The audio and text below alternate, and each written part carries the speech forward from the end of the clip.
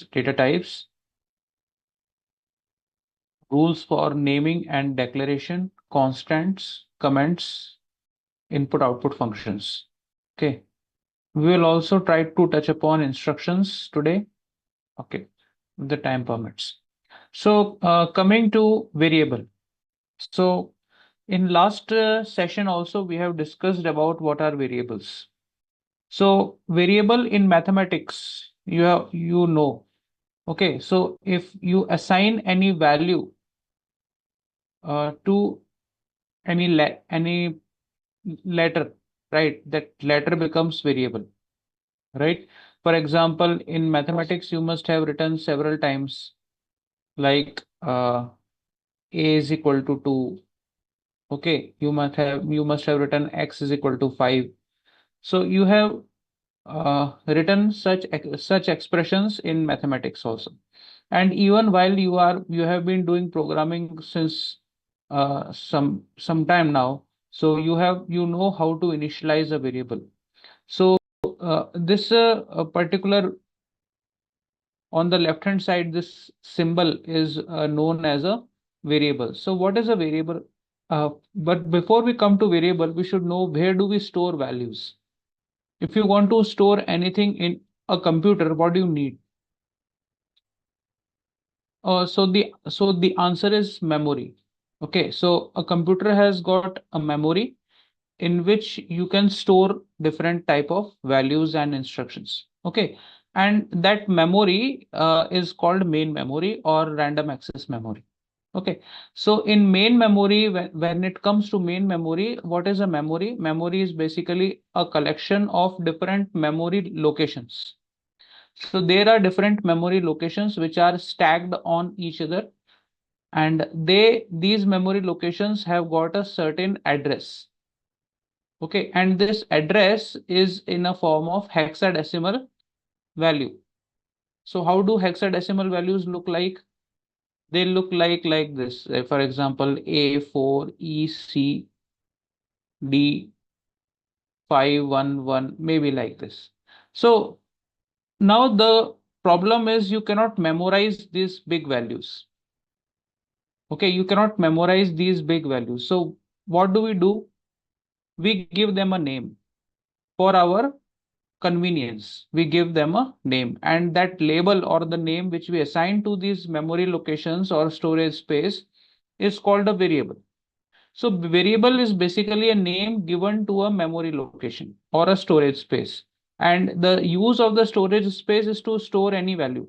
So for example, if I want to store 2 here, okay, in this memory location, and I want to name it A, I will call it A. So whenever in my program I will refer A, it will point me to the value stored in that particular memory location. Okay, that is 2. Similarly, there is another memory location where I have to store 5. So I have been storing 5 here. I am storing 5 here, and I would name that memory location as X. So every time I will refer X, I will get an access to this value stored here. Okay. So whenever I will use X in my program, it will fetch me this value. Okay. So there is a mapping between a variable and the value stored in it. But how did this value reach here? When I wrote an instruction like this, A is equal to 2. So this is called assignment. What is assignment? When you assign a value to a variable with the help of an operator in C language, that is this equal to sign. So this equal to sign is called a assignment operator. Okay. This operator is called an assignment operator. Similarly, how did this X got value 5? So X got this value 5 because we have used this assignment operator, and it has assigned this value 5 to this variable X. So when I write X is equal to 5 and put semicolon here, the compiler, it will assign the 5 value to this X. But does it mean that the value of X cannot change afterwards? It can change. If I perform an operation like this, X is equal to X plus 1. So what will happen now if I write such a statement? So it will take the previous value of x, which is 5, and add 1 to it. So it will add 1 to it. And then it will become now 6. So now the new value of x is 6. So wherever this 5 was stored in place of 5, now the new value has been updated as 6. So since this label might get a new value afterwards, so this is called a variable. Variable means whose value can change. Okay. But what there has to be a range of permissible values. It cannot become 6.2 because the data type will not allow. If because my data type of x is integer, how did it come to know? Because initially I had written int x. So when I write int x, it assigns a data type to it. So data type here means what type of data x can store. So x can store only integer values. And what are integer values? Integer values are values which don't have any fractional part. Okay, so if you try to store a value like 6.2, okay, so let's say I try to store x is equal to 6.2. So what will happen? This particular part, fractional part, will get truncated. Truncated means it will be eliminated, it will be removed, because we don't have sufficient space for an integer variable to store fractional part. The compiler will not allocate sufficient space or enough space to store fractional part also. The reason is we have declared x to be of type integer. And now once we declare the data type of the variable, we cannot change it. It is a static association. It means that once you assign a data type to a variable, that is inseparable. Means you cannot separate the data type with the variable. The value can change, but the data type association will not change. You cannot say that, okay, like initially x was integer, but now x has become float. No, the value can change. You can store any integer value in x, that is okay, but you cannot change the data type. Okay, and the data type dictates how much memory will be allocated.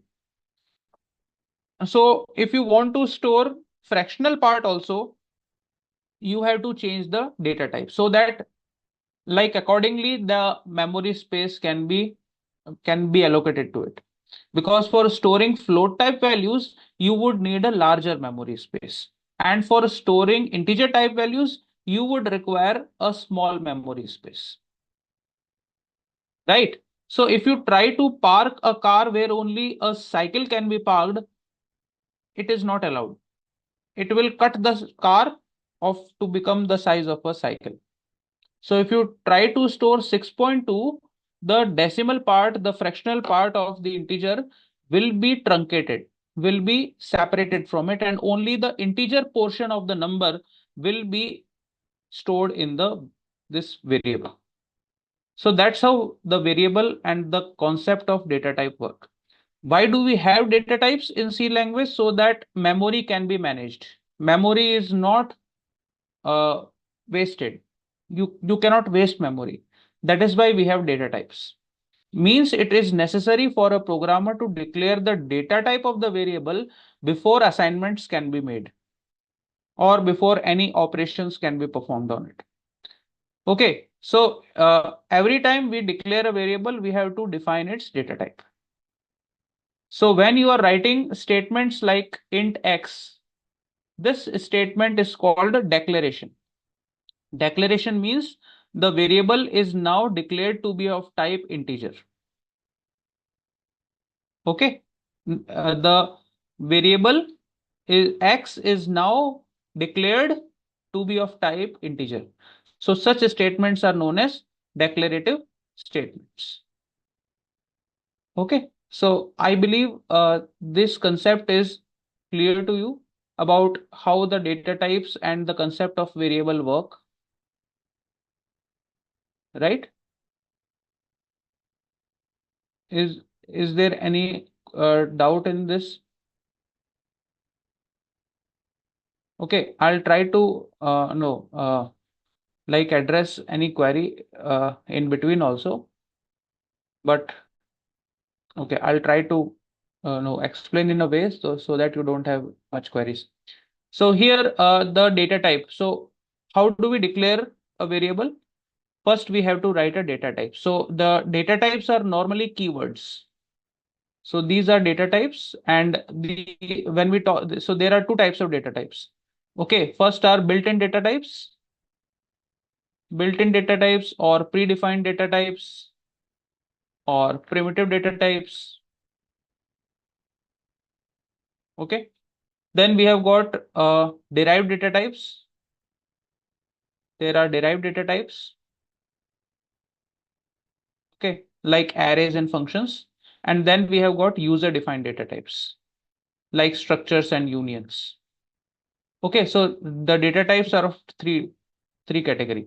But when we talk about primitive data types, so primitive data types are five: character, integer, float, double, and void. Okay, so these are what? These are called primitive data types. Means based on these data types, you can have more data types. Okay, so if I write char code here, it means that the name of identifier. So identifier means a name given to the variable is called identifier. You know what are identifiers? So identifiers are name given to variables and functions. They are called identifiers, and there are rules for defining the identifiers. Like they should begin with underscore or a character. They cannot begin with a number. The name of the identifier can contain underscore, letters, and numbers. Okay, they shouldn't be keywords. These are all rules you know. Okay, and this is what? This is variables data type. So char is the data type. Char means character. Okay, int means integer. Now here we have long. So long means by default it is integer. We will come to what is long. Okay, then we have got float. Float means you can have single precision numeric value. Single precision means only one point value can be stored after the decimal point. Then we have got double precision, and then we have got void. Okay, so we will come to how much memory is allocated with the which data type. We will come to that, but you should remember this syntax. So what is the syntax? Syntax means grammar. So grammar which is associated for declaring a variable is first you have to mention data type and then the name of the variable. So here in all these examples we have followed this syntax. Okay, first we have written the data type, then we write the variable name. Here we have written data type and we have written the variable name. Here we have written the data type. This is the variable name. Then this is data type, variable name, data type, variable. And we put semicolon because it is a statement. Okay, so all of these examples follow this syntax, right? Okay, is it clear?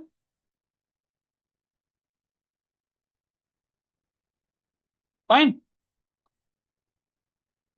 So you can declare variable names according to the rule of naming identifiers. So here the data variables. So the name of the variables can be composed of letters, digits, underscore characters, and these are different data types. Like char means character, int means integer, float single precision, double precision, void no value, no memory allocation. There is no data type. So there is no type allocated. It's free. You can store any value. Okay. So here we have stored different type of values in it. Here we have stored single character. Okay. Single character is enclosed in quote marks.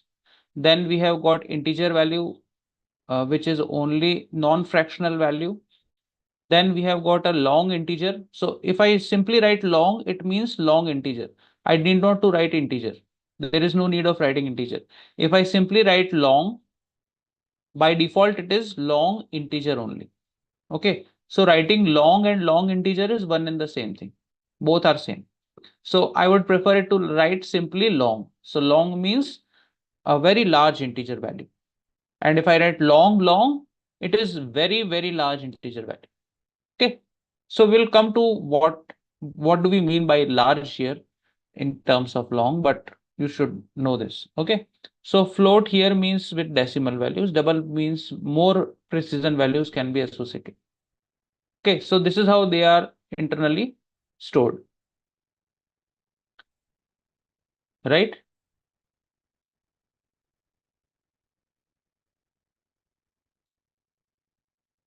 So for declaring constants, what are constants? Constants means the value which we cannot change. For writing constant, we always have to use const variable, const keyword. So we use const keyword. So for example, if I want to declare a constant called pi, I have to put this variable, this keyword const in the front. So, but before variable, I don't need to use any keyword. But before declaring a constant, it is necessary to specify the const keyword. Okay, so const will mean that it is not a variable. So since it is not variable, its value cannot be altered in the program. So once you initialize it, it cannot be changed. Okay. So next time you cannot make pi or you cannot assign pi with a new value. For example, later on in the program, if I decide to write pi is 4.28, it will give me an error. Not because pi cannot be 428. It is because I'm trying to reinitialize the constant, which is not permitted. Okay, so a constant means it cannot be changed. So there can be integer constants. So there can be a decimal constant, octal constant, hexadecimal constant. So there are three types of constants. So an integer constant is a numeric constant without any exponential part. So what is exponential part? Means you don't have any fractional values. Okay.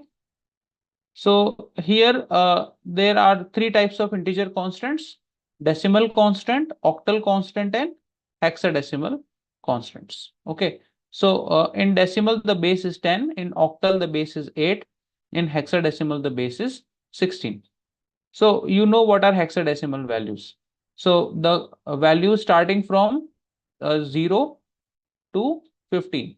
So first we write from 0 to 9 like in decimal numbers, and from after 9 we have got symbols A, B, C, D, E, F. So here F means 15, E means 14, D means 13, C means 12, B means 11, A means 10. So total there are 16 symbols in hexadecimal. Okay. Similarly in octal we have got base is 8. So the symbols will range from 0 to 7. In decimal the base is 10. So symbols range from 0 to 9, and here base is 16, 0 to F. Okay, so there can be different type of constant values. Apart from the integer constants, there are other constants which we can declare. For example, floating point constants. So floating point constant can acquire any of these values. So here this is a floating point constant. It contains a fractional part. Okay. It contains a fractional part. But before I tell what is floating point, let me mention that when you express any decimal value, it can be expressed either in fixed point and floating point representations. So there are two ways of representing a decimal, a fractional value. First is called fixed point method and another is called floating point method. For example, if I write 5.2 or 2.0, this value, this number, this decimal point is fixed. It cannot move neither to the left or to the right. But if I write floating point, so in that case, I will have to write, let's say 2.0 into 10 raised to power 0. So here there are different part of it. This number, this value is called mantissa. Okay, this value is called mantissa. This is called a base. Okay. And this is called a exponent. So when we talk about fractional numbers or decimal numbers, we only are concerned about what is exponent, because mantissa we can see here. So what will happen if the exponent increases or decreases? Let's say if I write 2.0 into 10 raised to power 1. Okay, so that is another way of writing this. So then the number will become 20. Because if you increase this exponent, the decimal point will shift towards right. Okay. So the decimal point will shift towards right. Right. So this will become 20. But if I decrease this number, if I decrease exponent, this decimal point will go towards left. Okay. So this is how it works. So if I write 2.0 into 10 raised to power minus 1. So what will happen? This decimal point will move here and will get me 0.2. Okay, so this is how this exponent is maintained.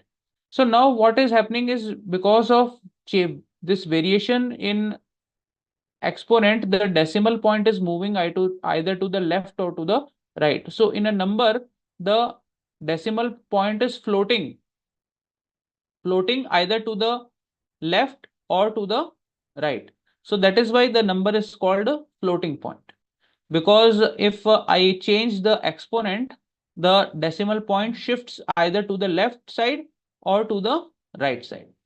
But in case of fixed point, we don't have this concept. We just have the number with a fractional part. There is no provision of making this decimal point move to the left or right. So that is why it is called fixed point. Floating point means you can adjust the exponent and make the decimal point move to the left or to the right. Therefore, the name is called floating point. Okay.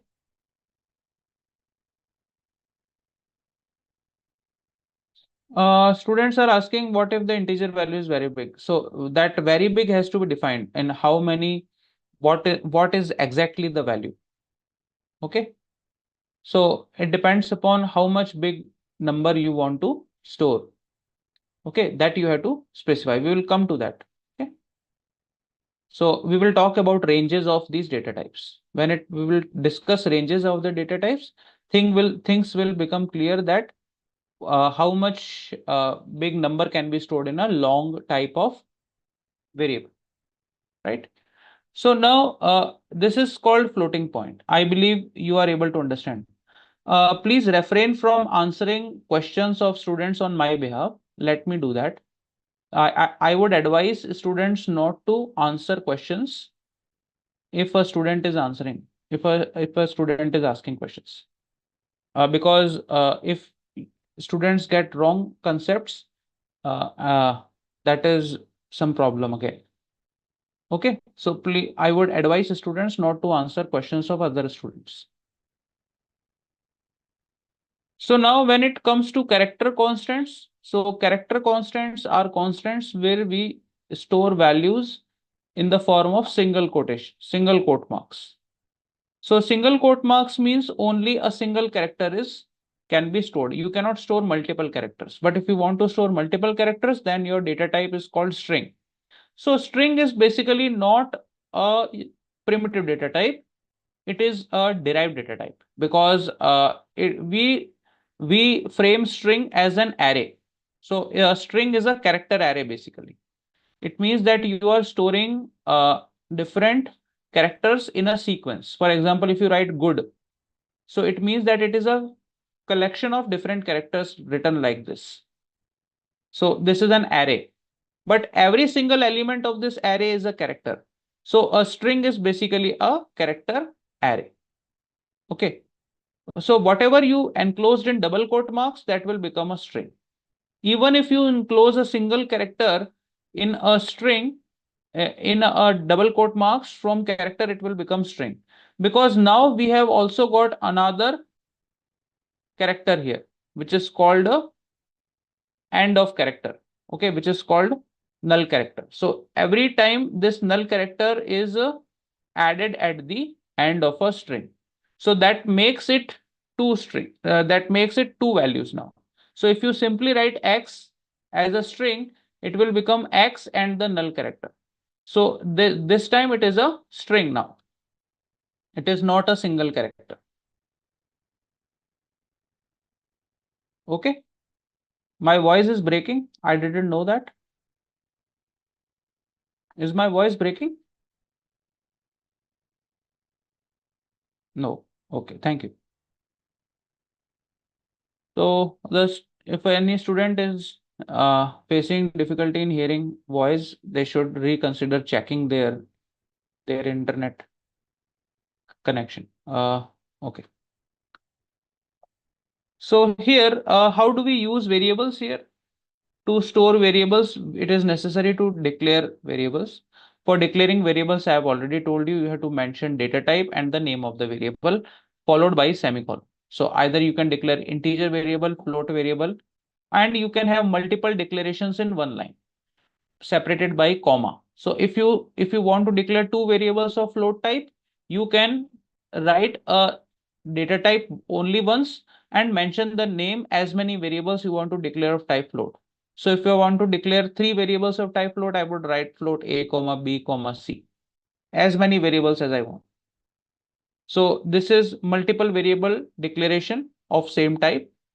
Single variable also you can declare. So this statement is equivalent to writing three statements: float a, float b, float c. But in order to save the time, we would prefer it writing like this. Both are correct. These both the ways are correct, but that would fit in only single line. Okay. So variable initialization. What is initialization? When variable is assigned value for the first time, that is called initialization. Initial means first. So, okay. So whenever you declare a variable and you assign the value the very first time, it is called initialization. Later on, you can assign it different values. Okay. So they are simple assignments. So the difference between initialization and assignment is initialization is only done once, and assignment can be done several times after the initialization has taken place. And you can club the declaration and initialization in a single statement. So if I want to write statements like int a is equal to 0, so what I have done here, this part is declaration and this part is initialization. So I can do that in one line. But later on, after this statement, I just have to do assignments. So if I now want to make a as 1, I will simply write a as 1. I need not to mention the data type again. Why? Because I have already declared it. So declaration is done only once. But and initialization is also done only once. But assignments can follow for multiple times. Okay. Because since it is a variable, we can have multiple values for it. Right? So this is how we do that.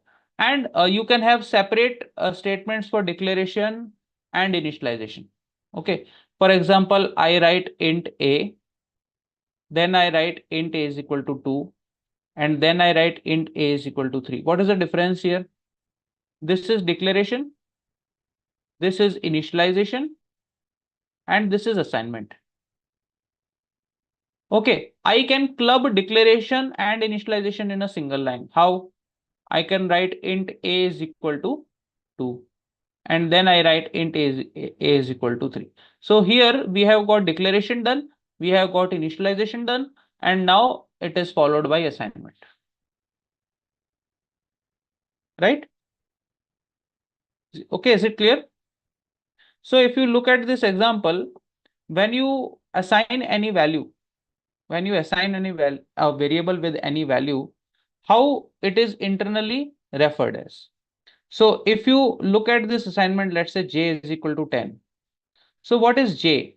So let's say in a memory location, in a memory, there is a location called 2374. So this is called address. Okay. This is called variable and this is called value. So what is J here? J is the name which is assigned to this address location 2374. What is 10? 10 is the value stored at this location 2374. And what is 2374? It is the memory address. Okay, it is the memory address. Okay, is it clear?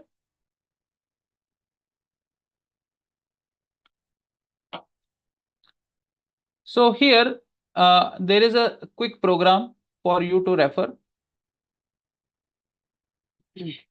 Here we have clubbed declaration and initialization in a single state. So we have created a variable x and the value stored in that variable is 10. And here there is only declaration. But please remember that when you declare any integer value or any data type value, there is a default value assigned to it, which is 0. Okay. So if you don't assign any value, the default value will be there. Okay. So here we have got two variables x and y. So in y there is no value, there is just declaration, and in x we have got 10. This is integer type value. Now we have done initialization. So after declaration we have done initialization. So now y has become 15.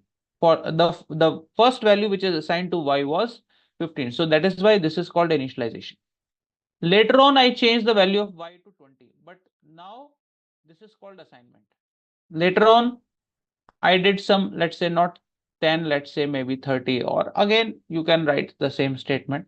There is no problem. So here it will become 30. So later on whatever equal to sign you use in the expression, it will be termed as assignment. Okay. So I believe this example must be clear to you. It's a simple one. This rules you are already aware. These rules you already know for naming and declaring variables. So they are same as that of identifiers. Okay, they are same as that of identifiers. So variable names, they should begin with a letter or an underscore character. They can contain letters, numbers, underscore. This is a good practice. Basically, this is not a rule. This is a good practice. Okay, what is a good practice? It's a good practice means whatever variable you create, it should be descriptive and meaningful. Means if I simply write a, it does not mean anything. Let's say I want to store temperature. What do you think? Which variable name would be better? A or temp? Which will be more meaningful? I want to store temperature. What name should I give to my variable? Compiler doesn't mind like either of these names. Compiler will accept both the options. But from the programmatical like aspect or from the readability point of view or understandability point of view, what do you think? Which variable name is more meaningful? If anyone else reads your program, he or she should be able to understand how did you or why did you use that variable for. So since you are storing temperature, it would certainly be better to use variable names like temp. Or for example, you are storing two types of temperature, let's say Celsius and Fahrenheit. So I will write temp underscore cell. Okay, temp underscore Fahrenheit, maybe. So these are more meaningful instead of simply writing X, Y, P, Q, R. Okay. For beginners, it is okay. But when it comes to more professional programming, this is expected from the programmer, that variable name should be more descriptive and meaningful. Okay. Now this is a rule. See, this is a rule. This is also a rule. Okay. What is the rule? You cannot have keyword as your variable names. And this is also a syntactical rule that variables must be declared with a data type before they can be used. Used means they can be assigned or they can be initialized. So once the declaration is done, you are free to do initialization and assignments. So initialization means first time you assign value, and assignments means after initialization you are doing multiple assignments. Okay, this is a practice. Okay, so variable name should be descriptive and meaningful. But since we teach students, we make it a rule. Okay, so that students follow it. Right? Yes. So many of the students are able to comprehend what I mean to be when I mean that the variables should be more meaningful and descriptive. Good. So if you remember these rules, it would be easier for you to write programs. Now, the same is applicable for identifiers. So first character must be alphabetic character or underscore. Second character onwards, you can have alphabetic character, digits or underscore. Okay, so what are identifiers? Name given to variables, arrays, functions, etc. Right? Same keyword cannot be used as identifier. Now, most importantly, identifiers can be of any length, but only first 31 characters of identifier should be significant. Means you can write as many characters as you want by following rules. But compiler will only take into account first 31 characters, because longer names it will not be able to comprehend. So only the first 31 characters should be significant. Okay. So you will not be doing that much intense programming where you will be using 31 characters of identifier. No one does that. Okay. So, but nevertheless, they have a provision for it. So C language is case sensitive. So if you write num in small case, num in capital cases, they are both separate variables. Okay, apart from underscore, no other special character is allowed. You cannot have hash, at the rate, dollar, all these characters.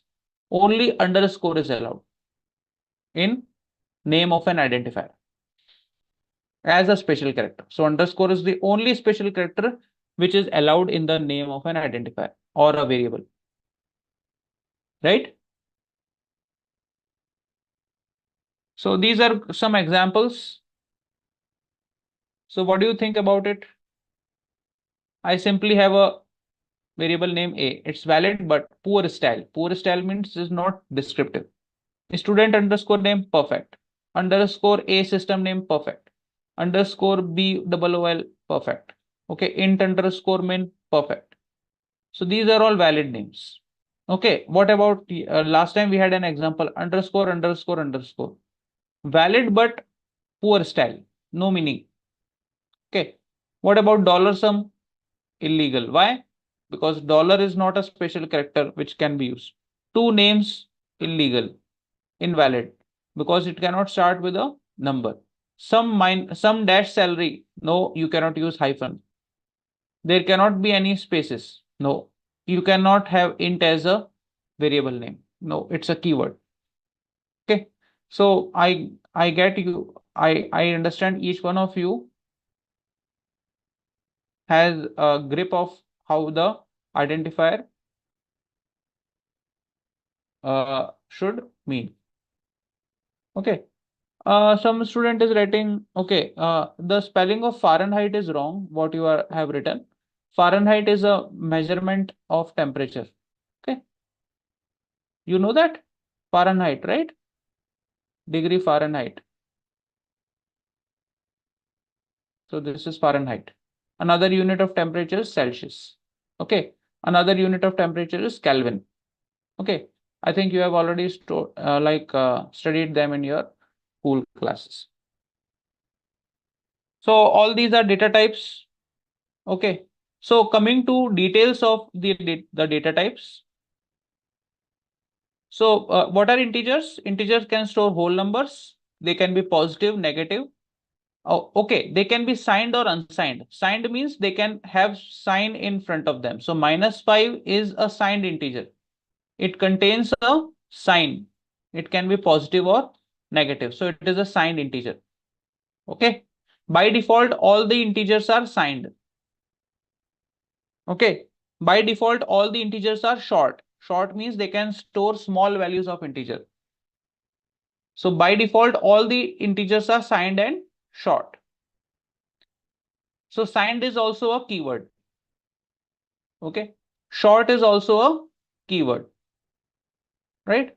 Apart from that, we can have unsigned also. So unsigned means there is no sign expected in the beginning. So if I simply write 10, it is plus 10. By default, it will be treated as plus 10. Okay. So in case of unsigned, we basically use unsigned integers to store memory addresses. And the format specifier for unsigned is %u.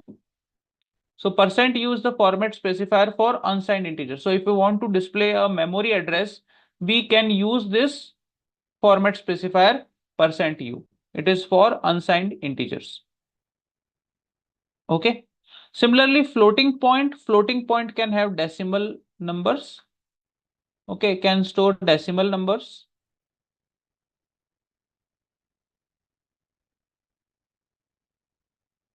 Just a minute. Right. So here we can have floating point. It can store have decimal values after the integer part. And then if we want to have more the decimal values, we can use double. Okay, double precision, single precision. Characters you are enclosing in single quote marks. Okay, Boolean values. So Boolean values can be have type true and false. So we can have true and false values. Okay, so true is basically 1 and false is 0. So internally true is 1 and false is 0. Okay, is it clear? So whenever you make comparisons and whenever you use the relational operators like greater than, less than, they return Boolean values. So the data type for Boolean is bool. Okay, the data type for Boolean is bool. So if you look at the data types of C language, they are basically defined as inbuilt data types. So inbuilt data types are void, integer, floating point. So inside integer, we have Boolean, character, and integer. I have already told you character is an integer value because for every character there is an ASCII value. So ASCII value is a number basically, which is associated with every character. For example, A has got a integer value as 65. Okay, so internally it is integer. Internally, every character is integer because every character is associated with a numeric value called ASCII code. So when we write this number, we mean this letter, this character. Okay. So when we talk about integral values, Boolean, character, and integer. And floating point values, we have got real, imaginary, and complex numbers. Okay. These are floating point values. Then we have got derived values, derived data types.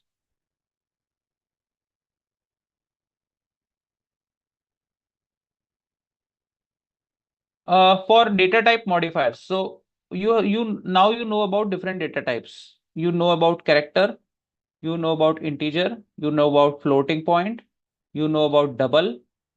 Okay, you know about void, you know about Boolean. Now we come to modifiers. So data type modifiers are four: short, long, unsigned, and signed.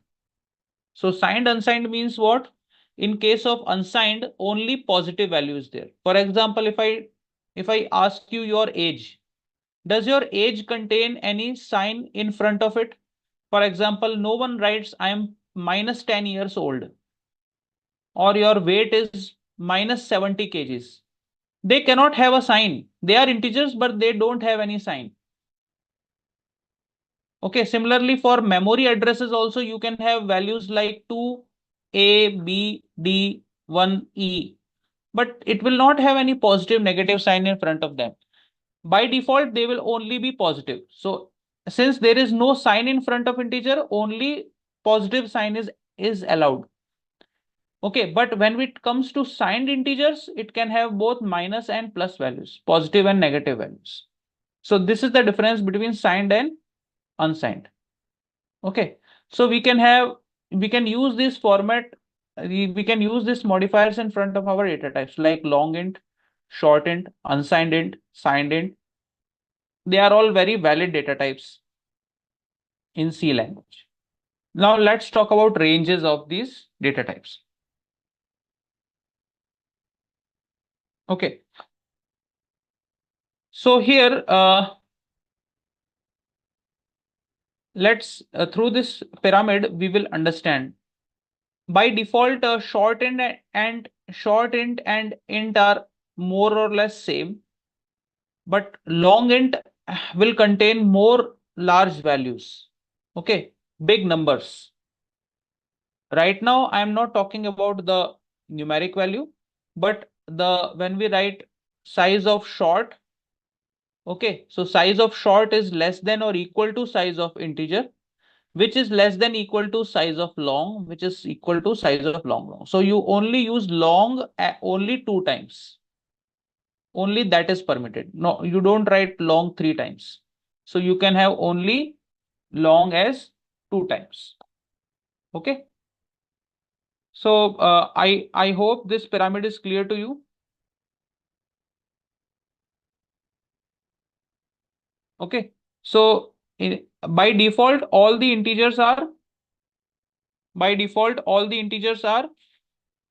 short and signed.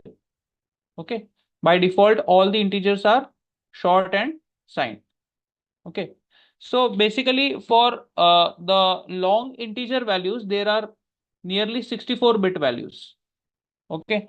So when it comes to 32 bits, they can store with the ranges of nearly minus 2 billion values to plus 2 billion values. Okay. This is basically the reference value for long integers. Okay. For integers, we use 2 bytes. For integers, we use 2 bytes. So what are 2 bytes? 2 bytes means 8 bits. That is 16 bits. 2 bytes means 16 bits. Do you know this? 1 byte is 8 bits. 1 byte is what? 8 bits. So what is 2 bytes? 2 bytes is 16. So how many possible combinations you can make of 16 bits? 2 raised to power 16. Okay, so these are the possible combinations which you can make from 2 raised to power 16. Is it clear? Is it clear or it is not clear? Okay, right. So what is 2 raised to power 16? Who can tell what is 2 raised to power 16? So it is basically 2 raised to power 6 into 2 raised to power 10, right? So what is 2 raised to power 6? 64. So 64 into 1024. Calculate. So 2 raised to power 6 is 64. 2 raised to power 10 is 1024. Calculate this value.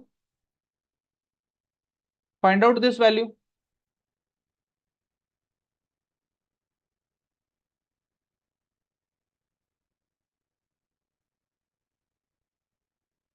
So it is 65536. Okay, am I right? 65536. So total number of permissible values which we can have from 16-bit numbers is 65536. Now you divide this number into half. Why half? Because you will have a positive range and you will have a negative range. So there is a negative range here and there is a positive range here. Okay. So you have got of six from 65536. For 65536, you will have half range for positive numbers and other half is for negative numbers. So what is half of 65536? Can anyone calculate what is half of 65536?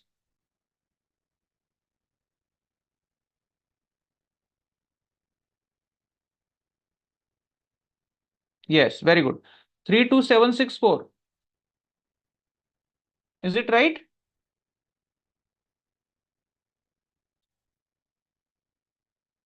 So half of 65536 is 32768. Okay. So you are writing 32768. Very good. So it means that negative numbers will be total 32768. Okay, minus 32768 will be the end of the integer numbers. And it will also have 0 in between. And it will go to 32767. Is it right? So this including 0, it will make 32768. So, and before and on the negative side of 0, you will have minus 32768 to plus 32767. So this will be the range for integer values. So for integer values, the range will be minus 32768 to 0 and 32767. This is what you get for integer. Why? Because the size of integer is 2 bytes. And 2 bytes means how many values it can have? 65536. Because 2 bytes is 16 bits. So 16 bits is 65536. Is it clear to everyone how this calculation is done?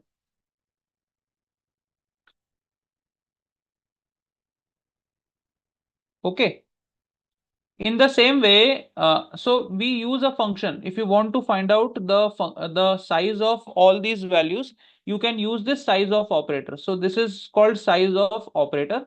This is basically used to find size of any variable. For example, if you write int a is equal to 2, and then you use size of function like size of a, so it will return size of a as so size of a is 65536, right? Because the uh, amount of memory space it has been allocated because of being an integer variable is 65536. Okay, is this pyramid clear to you? So this is how you go for calculating short int. Okay, so if the byte size is 2 bytes, this is the calculation. Okay, in some books you will find integer as 2 bytes because by default integer is short and signed. But as the modern versions of C have developed, more space has been allocated to integer. So if the calculation is 4 bytes, you know how to do that. So 4 byte is what? 64 bits. 4 bytes is 64 bits. So now you have to calculate 2 raised to power 64. Okay, so this is how it has to be done. So how do you do that? It's a big number, right? So it is nearly 2 billion because it is 4 bytes. For long integer, we have in sometimes it is 4 bytes. For long integer, it is 8 bytes. Okay, so this is the basic comparison between short and long. So short is 2 bytes and long integer is 4 bytes. Okay, some versions of C use short as the default for integer. Some new versions of C use long as the default of the integer. Okay, so if you use long as the default size for integer, the byte size will be 4. But if you use short as the default for integer, the byte size will be 2. So in some books, you will find the byte size for integer as 2. In some books, you will find the byte size for integer as 4. So whatever the case may be, you should be able to understand that how many bytes are allocated for the integer. Okay. Similarly for float, okay, so you can have float. The bigger value for float is double. Okay, and then you don't have long float. Why don't you have long float? So there is nothing like long float. Long float is double. Okay, the only thing which you have is called long double. So long double has nearly 10 bytes which is associated to it. Okay, so long double is the biggest memory allocation which you can get. Okay, so there is nothing like long float, but if you have got a format specifier, the format specifier is called LF. So this is used for double. And %d is not used for double. %d is for integer. So here long float is double, but we use %lf as format specifier for double. Okay, is it clear? So if you look at this table, it will become even more clear to you. So void, the type is void. Integer, we have got Boolean. Character. In integer, we have got short int, long int, long int. Okay, for real, we have got float, double, long, double. Then for imaginary, we have got float imaginary, double imaginary, long, double imaginary. In some C distributions, we have got imag keyword also. So float complex, double complex, long, double complex. These are all data types we have got. Comments, you are already aware about single line comments and multi-line comments. I've already told it several times. Okay. For input output, for in your program, we have got input output functions, right? Like printf, scanf. So printf is an output function. Scanf is an input function. For taking input from the user, we use input function. And for generating output, we have got output function. So all these are present in which header file? stdio.h.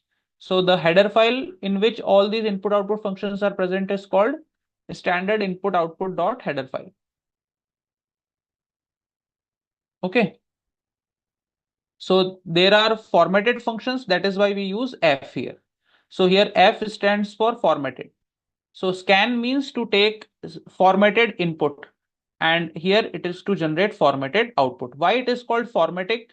Because we use format specifier, that is %d, %c, %f, %lf, %s. All these format specifiers are used because we want to display according to the value stored, the format of value stored. That is why we use the formatted input output functions. There are also unformatted input output functions here. Okay, like for example, unformatted input output functions are like putS, getS. So getS is used for reading a string of characters from the console. From the console, if you want to type a string and you want to store a string, you will use getS. So getS is an input function to read a string of characters from the console, and to display any string you use putS. We don't need format here because here as is means string. Okay, it is only applicable to string. What is string? String is a character array. So the name of the variable here is str. So if you want me to type a string from the keyboard on a console, I will use getS. So if I type here hello on the screen console, if I type hello, so getS will take that hello and store it in this variable. And if I want to print it, I will use putS. Okay. Another unformatted functions are getChar and putChar. Right? That we will study later on. Till now, are you having any doubts or any issues? You can ask. Okay. So this brings to an end of this session.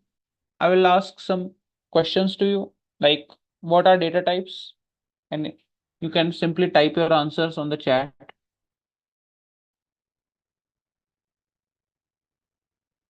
Okay, very nice.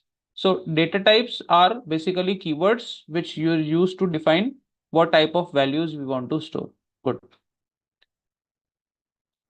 Okay. How much value or what is the memory space allocated to void? 0 bytes.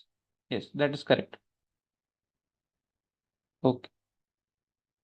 All right. So that brings to an end of this session.